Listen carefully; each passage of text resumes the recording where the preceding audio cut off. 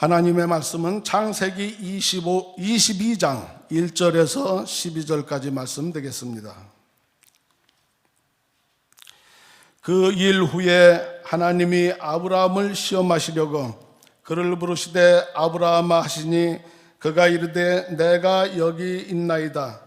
여호와께서 이르시되 내 아들 내 사랑하는 독자 이삭을 데리고 모리아 땅으로 가서 내가 네게 일러준 줄러준 한 산 거기서 그를 번제로 드리라.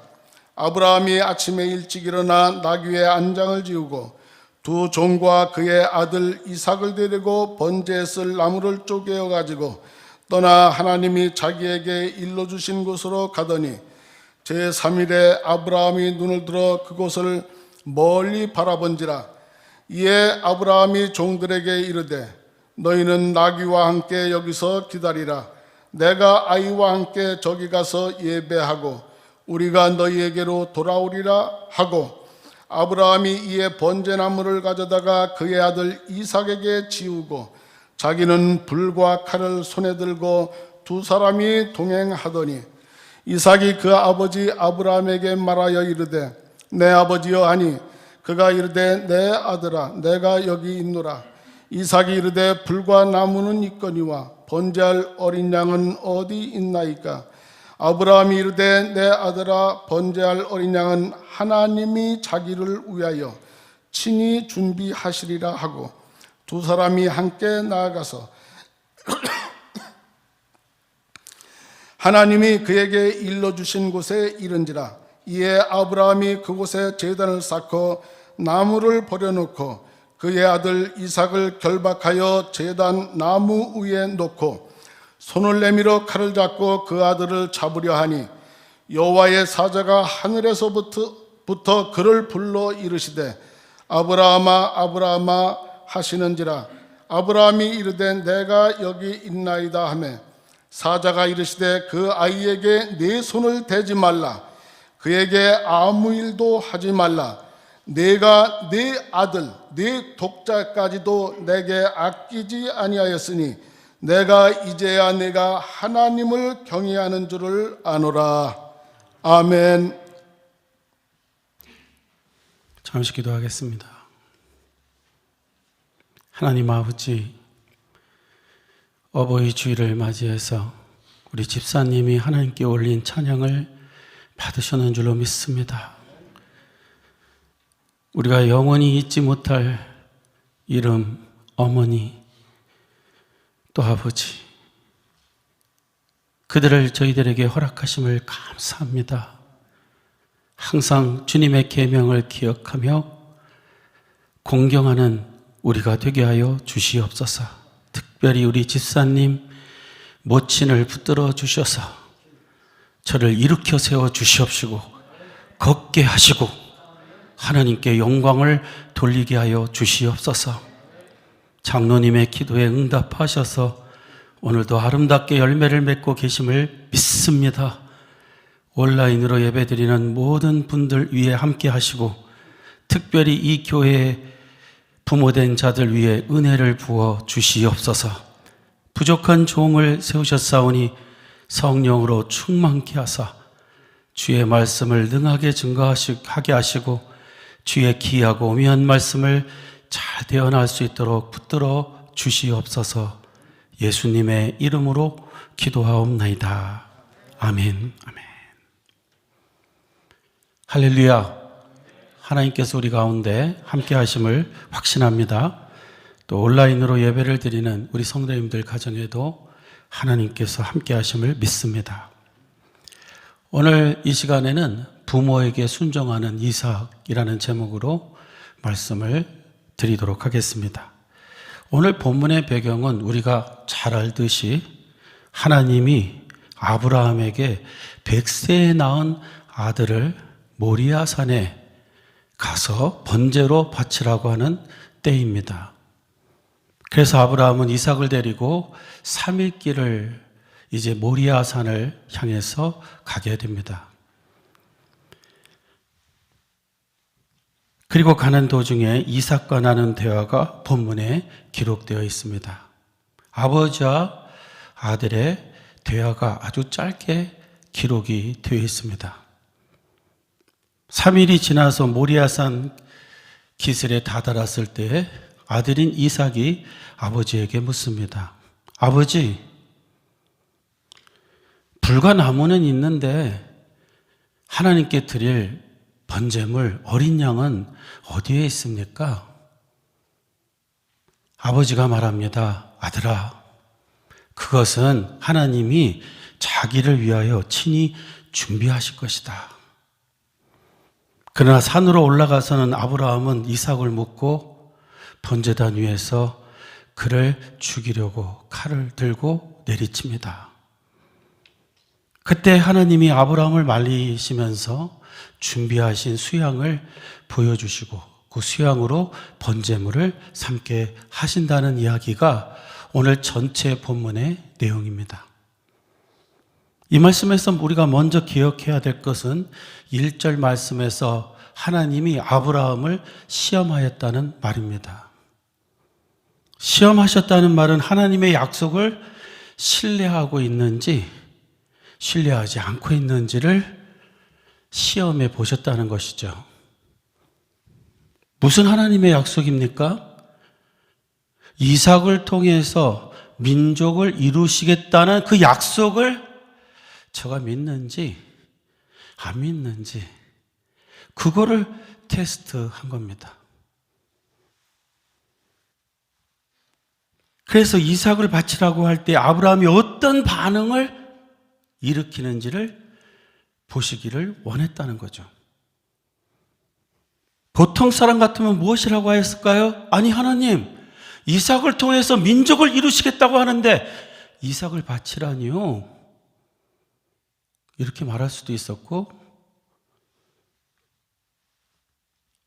그렇게 어렵게 100살에 아들 하나 주시고 이제 바치라니요?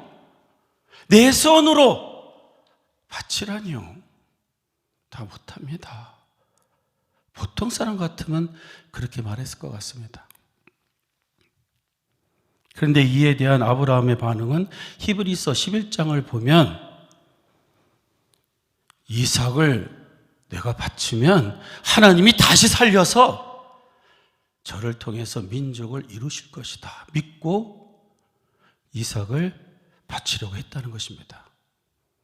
히브리서 11장 17절로 19절 말씀입니다. 아브라함은 시험을 받을 때 믿음으로 이삭을 드렸으니 그는 약속들을 받은 자로 돼 그 외아들을 드렸느니라. 그에게 이미 말씀하시기를 네 자손이라 칭할 자는 이삭으로 말미암으리라 하셨으니 그가 하나님이 능히 이삭을 죽은 자 가운데서 다시 살리실 줄로 생각한지라. 비유컨대 그를 죽은 자 가운데서 도로 받은 것이니라. 이 말씀을 보면 아브라함은 하나님이 약속하신 바를 분명히 이루실 것을 믿고 이삭을 담대하게 바칠 수 있었다는 것입니다. 그리고 아브라함이 믿었던 것은요, 하나님은 전능하신 하나님으로서 죽은 자를 살리시는 분이시다, 이렇게 믿은 겁니다. 그래서 하나님은 그의 이런 믿음을 보시고 그를 인정했다는 것입니다. 우리는 이 말씀에서 하나님이 우리에게 원하시는 것이 무엇인지를 알게 됩니다. 그것은 하나님의 약속을 절대적으로 믿고 신뢰하며 순종하며 사는 것을 원하신다는 겁니다. 그러니까 하나님이 우리에게 복을 주시겠다고 하시고는 망하는 길을 가라고 명하실 때는 망하는 길을 가야 된다는 거예요. 그럼 하나님께서 복을 주시겠다는 약속을 그대로 이루신다는 겁니다. 또한 기도하면 응답하신다고 하셨는데 기도를 하는데도 불구하고 점점 안 좋아졌을 때에도 하나님은 반드시 기도하면 이루신다는 것을 믿고 기도하면 기도의 응답을 보게 된다는 거예요. 이번에 질병의 재앙 속에서도 하나님은 우리에게 이러한 믿음을 요구하고 계시다고 믿습니다. 이런 어려운 때도 너는 나를 믿느냐, 신뢰하느냐. 저주를 복으로 바꾸시는 것을 믿고 감사할 수 있느냐? 이것을 시험하시고 있다고 생각이 들어요. 그러므로 우리는 이러한 때에도 범사에 감사하면 하나님의 뜻이 나타난다는 것을 믿으며 감사의 조건을 찾아서 감사하는 성도들이 되어야 될 줄로 믿습니다. 하나님의 뜻은 순종하면 이루어지게 돼 있어요.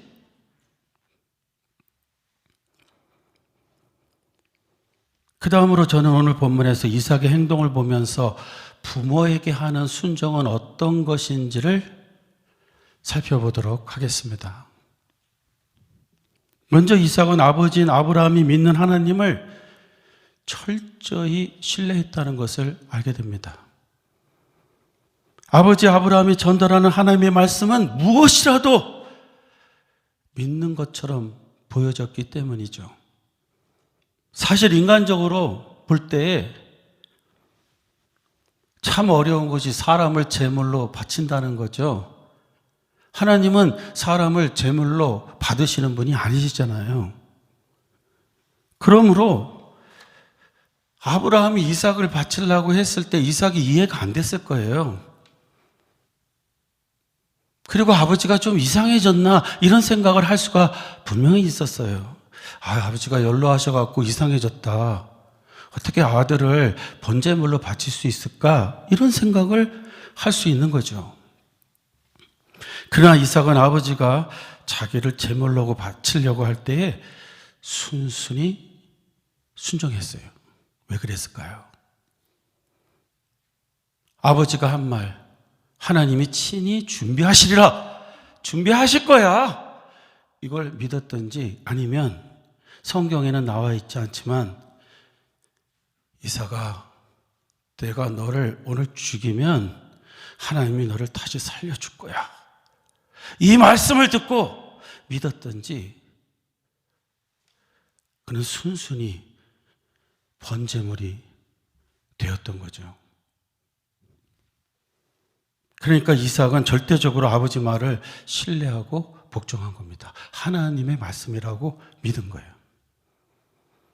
그 증거로 그때 상황을 보면 이삭은 분명히 연료했던 아브라함을 쉽게 밀쳐낼 수 있었을 겁니다. 성경학자들의 말에 의하면 그때 이삭의 나이가 20살에서 30살 사이의 청장년이었다고 그래요. 그러니까 연로한 아버지인 아브라함을 쉽게 밀쳐낼 수 있었을 거예요. 그리고 그 당시 아브라함은 연로한 관계로 번제단 위에 이삭을 올려놓지 못했을 겁니다. 그 연로한 분이 어떻게 청년인 이삭을 번제단 위에 올려놨겠어요? 그러니까 어떤 상황이 연상이 되냐면요, 이삭이 스스로 번제단 위에 올라간 겁니다. 왜? 그때는요 아무도 없었다고 그랬어요. 성경에 보니까. 이런 것을 보면 이삭은 정말 부모에게 절대적인 순종의 자식이었다 하는 것을 알 수 있습니다. 그리고 순종한 결과는 준비하시리라. 하나님이 자기를 위하여 친히 준비하시리라는 말씀을 체험하게 되죠. 하나님이 수양을 준비해 두셨습니다. 그리고 그 삶에는 부모를 공경하는 자에게 약속된 대로 문자적으로 잘 되게 되었다는 것을 성경은 증명하고 있어요. 성도님들, 이삭이 얼마나 잘 됐을까요? 진짜 잘 됐습니다. 창세기 26장을 보십시오. 그가 사는 땅에 흉년이 들었어요. 그래서 블레셋 땅으로 들어갑니다. 첫 번째로 한 게 뭐냐면 농경을 했어요. 그랬더니요, 성경에 기록되기를 그의 100배의 소출을 주셨다고 그랬어요.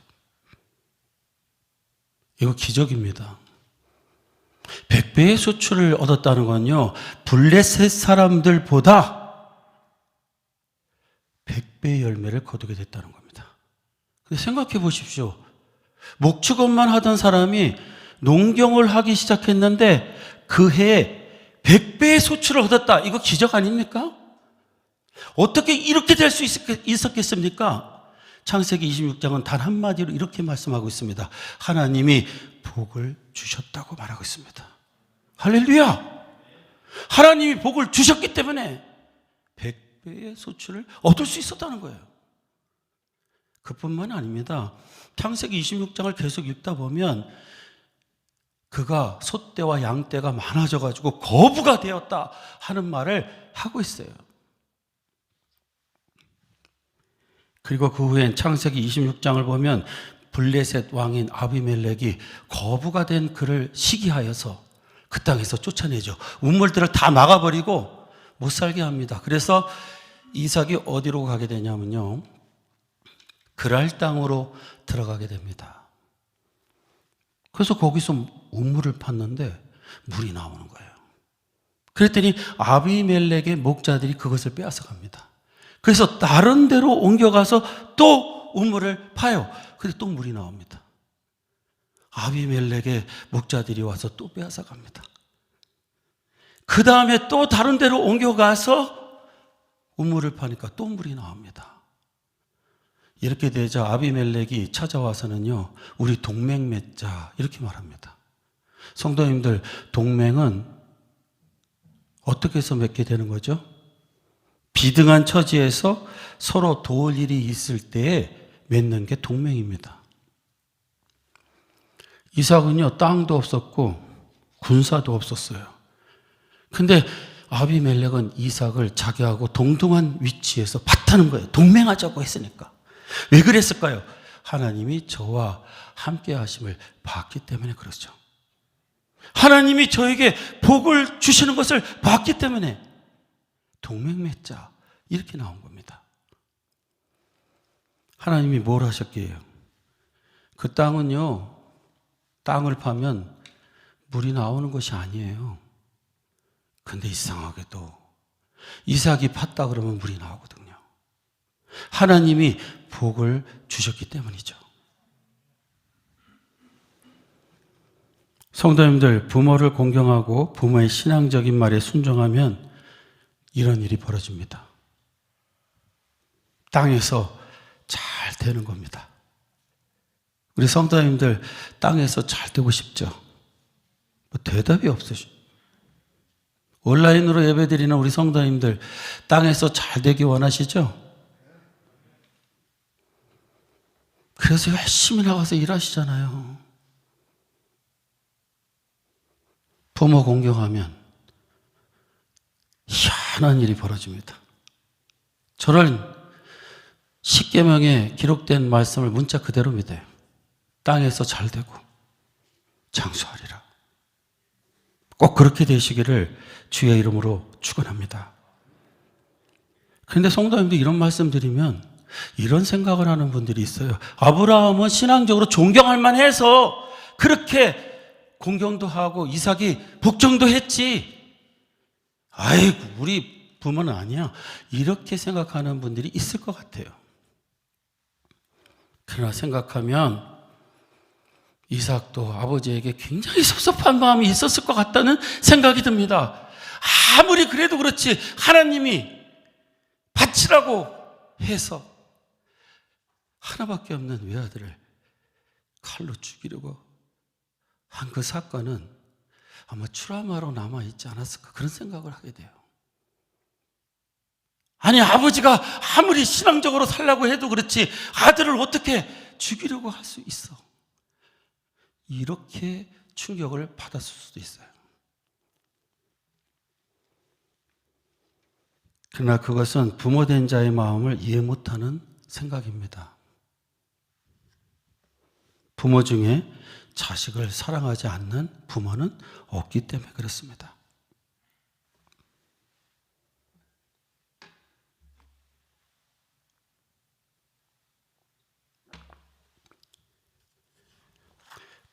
얼마 전에 텍사스 엘파소에 사는 안드레아 꼬르티나스라는 사람이 여성이 쓴 글을 읽으면서 감동을 받았어요. 제가 번역을 했는데요, 이런 글이었습니다. 35년 전 내 어머니 나이 22살 때 그녀는 과부가 되었고 그 달에 나를 낳아 어머니가 되었습니다. 자기가 태어난 날 아버지가 죽은 거예요. 그때 그녀가 꿈꿨던 삶은 한순간에 도적질 당했습니다. 그 후 그녀는 살아가기 위해 노력했지만 살아갈 수 없었습니다. 그래서 그녀는 나를 미국에 사는 아버지의 집 가족들에게 맡겨 살게 하였습니다. 어떤 사람은 그런 그녀에게 약해 빠진 여자라고 불렀고 어떤 사람은 너무 이기적이라고도 불렀습니다. 나도 그런 그녀의 행동에 화를 낼 수 있었고 쓰라린 생각을 할 수도 있었습니다. 그러나 그 대신 나는 지금의 내가 누리는 보다 나은 삶을 주기 위하여 나와의 관계까지 희생한 나의 어머님께 감사합니다. 그녀는 누구보다 용감했습니다. 그녀는 나의 어머니입니다. 어쩌면 이 글은요, 모친에게 버려졌다고 생각하며 산 한 여성의 글일 수 있습니다. 그러나 자녀를 갖게 된 그 여성은 자기 어머니가 자기를 아버지의 식구들에게 맡겼던 그 순간을 생각해 봤을 겁니다. 굉장히 마음이 아픈 거죠. 가슴이 찢어지는 거죠. 그런데 왜 아버지의 집에 자기를 맡겼을까요? 엄마하고 살면, 22살에 엄마하고 살면 너무 고생할 것이고 교육 못 시킬 것 같으니까 보다 나은 교육과 잘 살기 위해서 아버지의 집으로 보낸 거죠. 그녀는 어떻게 살았을까요? 찢어지는 가슴, 평생을 잊지 못하면서 살게 된 거예요. 그 희생을 감수하며 자기를 아버지의 집에 맡긴 엄마를 생각하면서 철이 든 그가 그 마음을 이해하고 있었던 것이죠.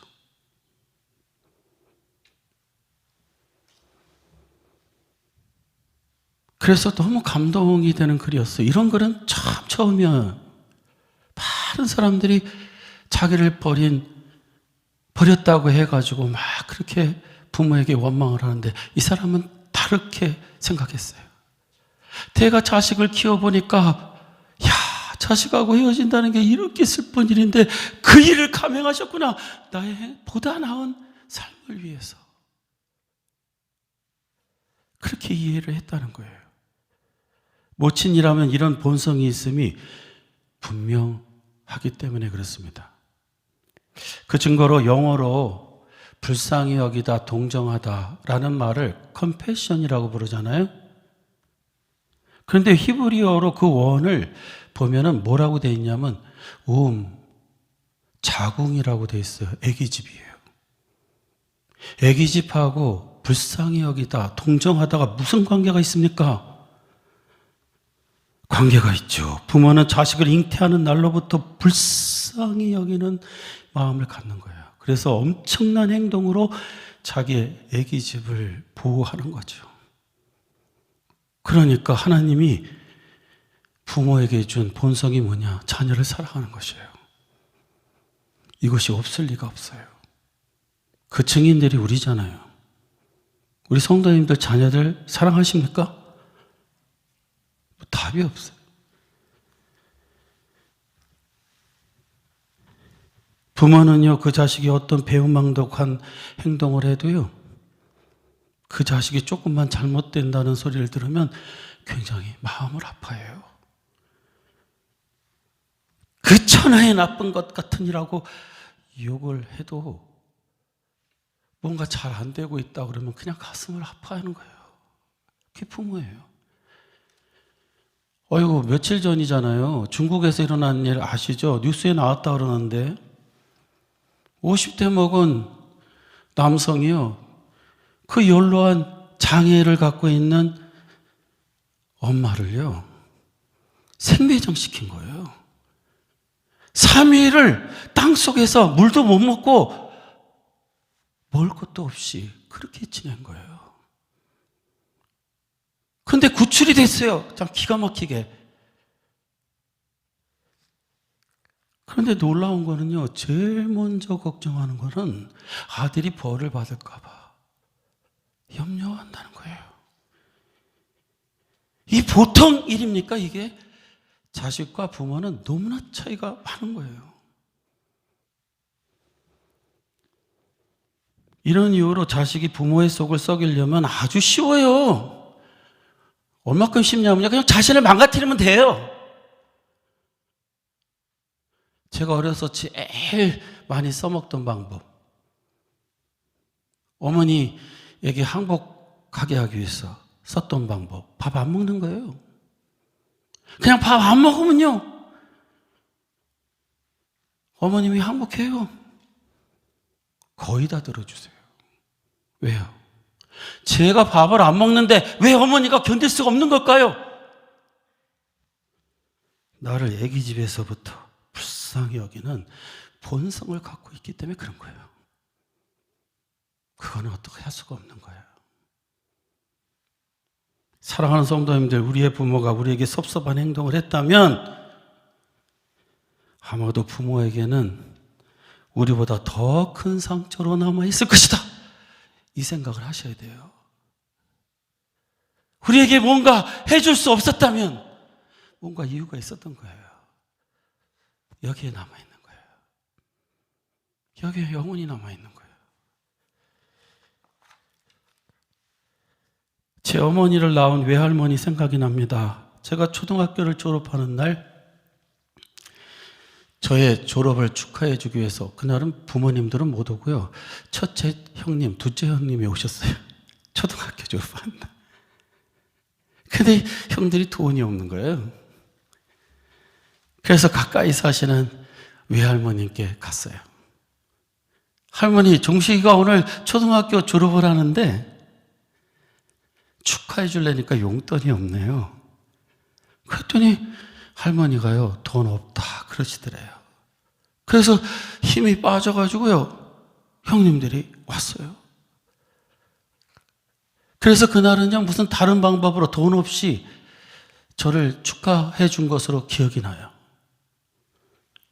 그날 저는 사실 외할머니께 상당히 섭섭했어요. 왜?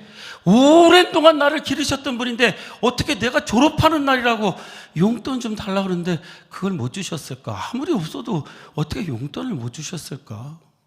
섭섭했어요. 근데 제 나이 22살 때 제가 잠시 뉴욕에 와서 아버지 집에 일을 돕는 중에 외할머님이 뉴욕을 방문하셨어요, 한국에서. 너무 반가워하시면서 끌어안고 여기다가 뽀뽀하시고 저기다 뽀뽀하시고, 그리고 그날부터 저하고 나란히 옆에서 잠을 주무셨어요. 근데 어느 날 밤이었어요. 할머님이 이런 말을 하시는 거예요. 종식아, 참 내가 마음이 아픈 것이 있단다. 뭔데요? 너 국민학교 졸업식 때 네 형들이 와서 너 뭐 좀 사줘야 해서 용돈이 필요하다고 했을 때 못 준 거다. 그때 정말 형편이 너무 없었어. 내가 그날만 생각하면 얼마나 마음이 아픈지 모른다, 이러면서 눈물을 흘리시는 거예요. 저는 그 말을 들으며 돌아서서 눈물을 흘리게 되었습니다. 그래, 할머님이 나를 사랑하지 않으셔서 안 주신 게 아니구나. 정말 형편이 없었구나. 그걸 제가 알았어요. 마음이 막 확 풀려버리더라고요. 성도님들, 왜 외할머님이 손주 초등학교 졸업식 때 용돈 주지 못한 것을 그 몇십 년 동안 가슴에 품고 있었을까요? 아마 저보다는요, 자신이 낳은 딸을 생각하면서, 제 어머니를 생각하면서 그렇게 마음이 아팠을 것입니다. 안 그래요? 할머니, 할아버지가 손주를 사랑하는 이유가 뭐예요? 자식을 사랑하기 때문에 그의 자식들을 사랑하게 되는 거죠. 사랑하는 성도님들, 제가 지금 말씀드리고자 하는 것은 부모는 때때로 우리로 섭섭하게 하는 것 같지만 그렇게 했다면 본인은 더 안타깝고 아픈 겁니다. 이거 이해하면서 우리에게 엉어러지고 섭섭한 것이 있다면 푸시기를 주님의 이름으로 축원합니다. 푸셔야 돼요. 내 어머니가 나에게 그렇게 행했을 때에는 더 가슴이 아팠을 것이다. 나에게 욕을 하고 모자라다고 말했지만 분명히 부모는 아팠을 것이다. 이것을 생각해야 될 줄로 믿습니다. 끝으로 오늘 본문에 등장하는 이러한 이삭은 예수님을 상징하는 거로 보여집니다. 보십시오. 예수님이 십자가를 지시기 전에 나귀를 타고 예루살렘으로 들어가셨죠. 이삭은요, 자신을 바치기 위해서 나귀를 타고 3일길을 모리아산으로 갔어요. 성경이 써 있어요. 오늘 본문에 나온 것 같아요. 그리고 예수님이 십자가를 지고 골고다로 오르신 것처럼 이삭은요, 번제에 쓸 나무를 가지고 올라갔어요. 예수님하고 너무 닮았잖아요. 그리고 모리아산은 구약 성경을 보면 참 특별한 곳입니다. 우리 성도님들이 요거 잊지 말았으면 좋겠어요. 모리아산. 어떤 것일까요? 아브라함이 이삭을 번제로 드린 것이고, 그것을 약 500년 후에 다윗이 여부스 족속 아라우나에게 50세겔을 주고 삽니다. 그리고 솔로몬은 그곳에 성전을 지어요. 그리고 예수님은 이삭으로부터 약 2000년 후에 그곳에서 십자가의 죽음을 당하세요.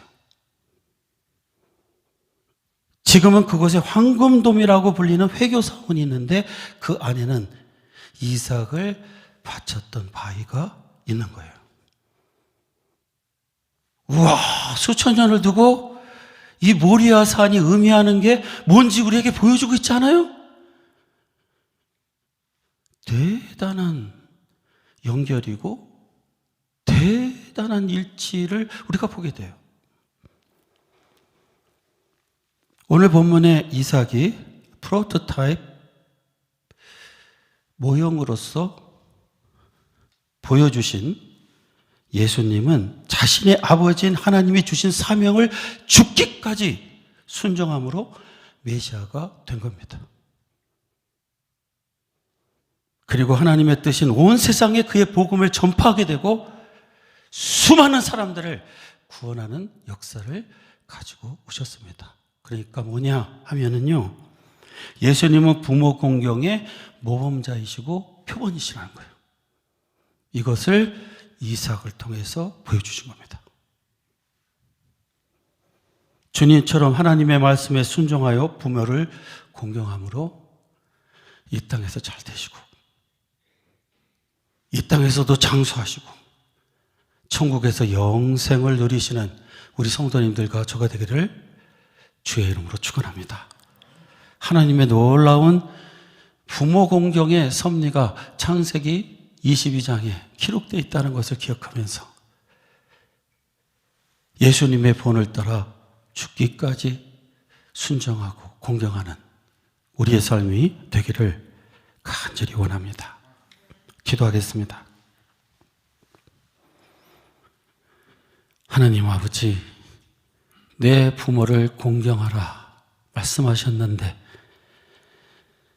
부모님이 이미 간 이 시점에서 너무 많은 것이 후회가 됩니다. 가슴이 아픕니다. 이제는 하고 싶어도 못합니다.